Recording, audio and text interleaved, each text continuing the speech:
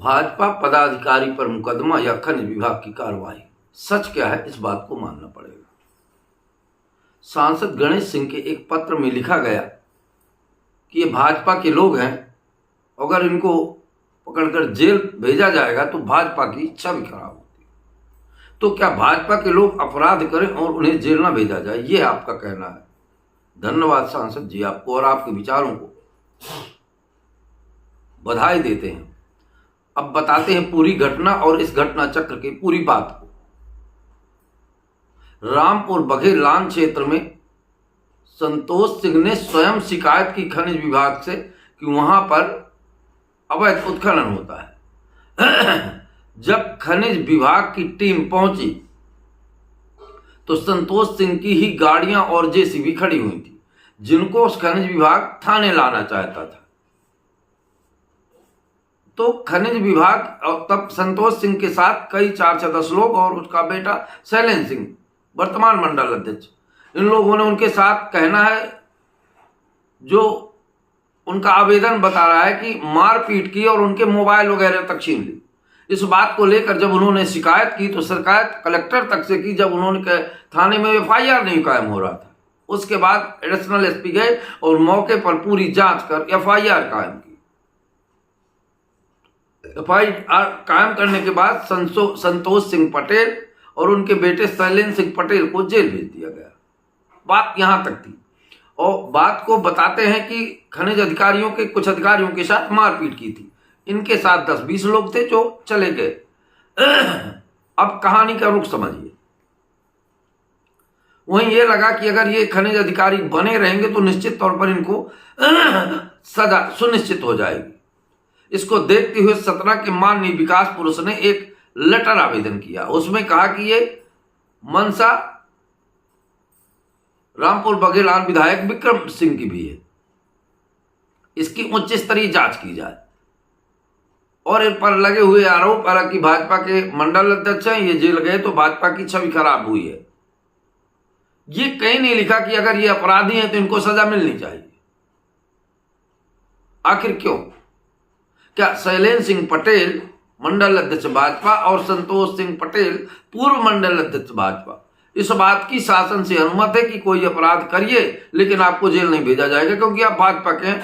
ऐसा सांसद जी का एक लेटर आया, उसमें यह बात वर्णित कि इस वजह से इनकी उच्च स्तरीय जांच होनी चाहिए। बात सही है, अगर गलत हुआ है तो उच्च स्तरीय जांच होनी चाहिए। हम इसके समर्थक भी हैं। पर दोनों पक्षों को देखने के बाद यह लगा कि जांच और न्याय और न्यायालय इसके लिए है। न्यायालय करेगा क्या सच है क्या झूठ, ये सांसद जी को नहीं जाता है। लेकिन वर्तमान वर्चस्व और राजनीति के खेल और राजनीति के दौर में जो दौर चल रहा है उसमें अधिकारियों की हालत पतली होती जा रही है।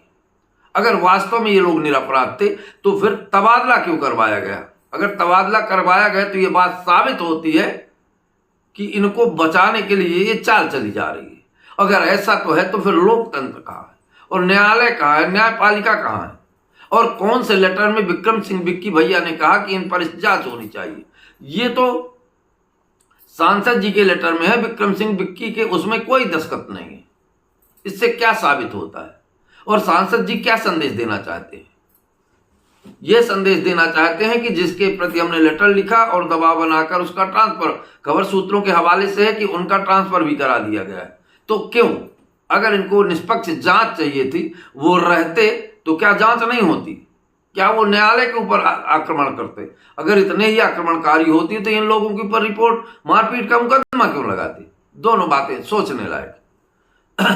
पर क्या ये तो वो सांसद विधायक हैं कि जिस गांव को गोद ले लें वो कभी बच्चे से बड़ा हो ही नहीं पाता है। जिस शहर को गोद ले लें, 1947 का हवाई अड्डा प्रस्तावित आज है ही नहीं है।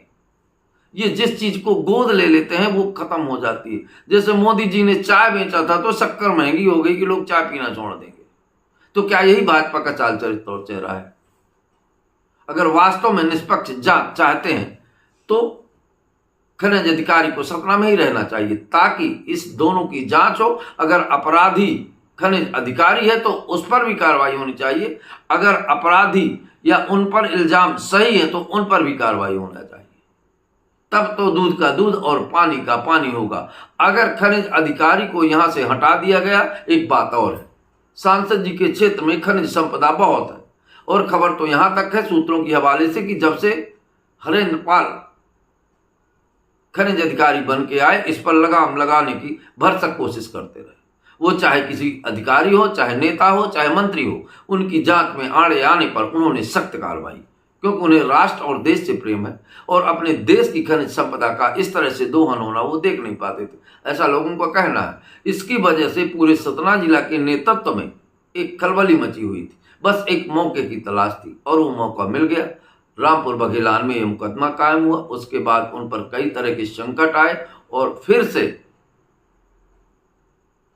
उनका तबादला करवा दिया गया। अब देखना यह है कि शासन कहां और कैसा न्याय करती है।